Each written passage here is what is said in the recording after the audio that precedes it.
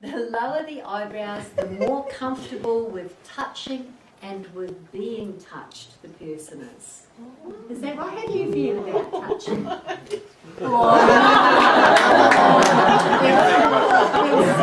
It's lovely to have a cuddle, isn't it? It's always appropriate to have a cuddle. Exactly. Yes, no. No. That's the high eyebrow person. No. Am I right? I mean, it's nice to choose who you cuddle with, right? But how do you feel about random people coming up and saying, "This just not appropriate, isn't it? I'm going to do what you are." I just know. Now listen, because this is very important. You have 15 seconds, just 15 seconds to make a first impression. And if you blow this, you're going to be pushing it uphill for the rest of the time you're with that person. Before you introduce yourself, you take a moment to look and see how high their eyebrows are. And if they look like Paul, hello, darling. Yes. Touching puts you on the same level as him. We're now connected. It's all good. Look at the lowbrow people going, it's true. You're comfortable with that? Lovely to meet you. Who's heard the term highbrow? Yeah, that's a common one here. People with high eyebrows, we've got the languaging already. We know about this subconsciously. People with high eyebrows, we like to be more at choice, don't we? We're more discerning. It's like we like to make the decision before you just jump right in. Now, once we've made the choice, well, that's a whole other thing, whereas touchy, huggy, feely is the next person, but the choice has to be ours. If you leapt on Linda, I don't think you'd like that, would you, darling? No. It's not going to make you popular.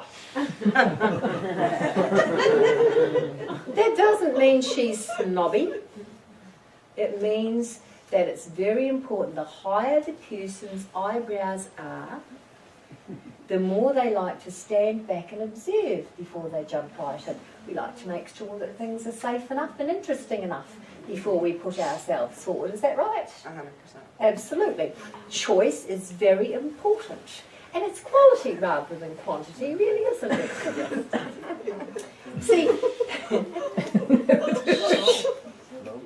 people with high eyebrows, we tend to have fewer friends, but by crikey, the friends we've got, we're good mates with them. Oh, everybody's our mate, isn't that right? You can be very much more casual with a person who's got very low eyebrows.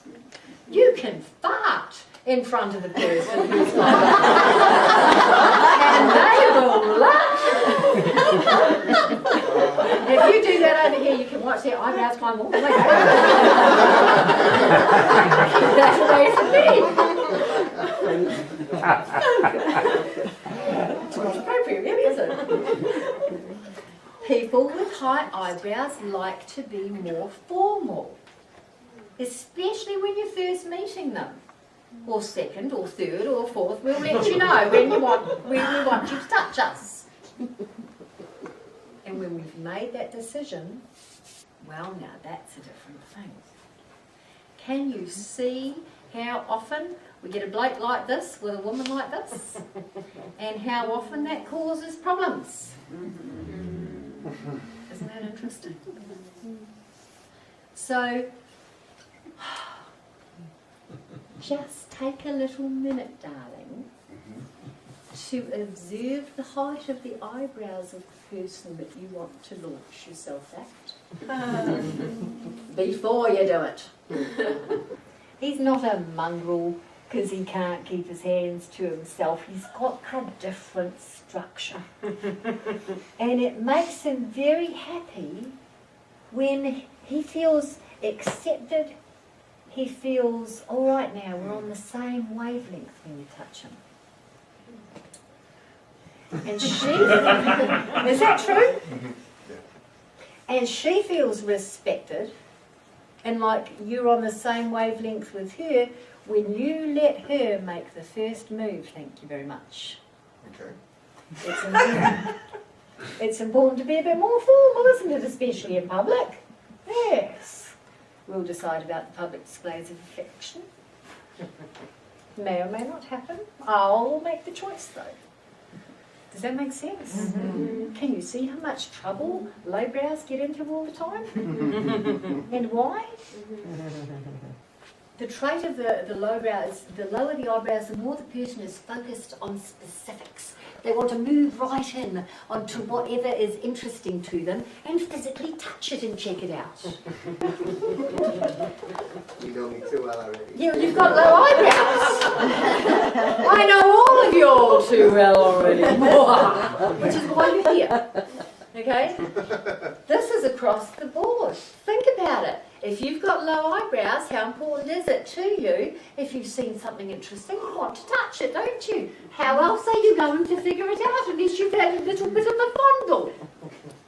You don't always have to fondle, do we? We can stand back and observe it. Have a look.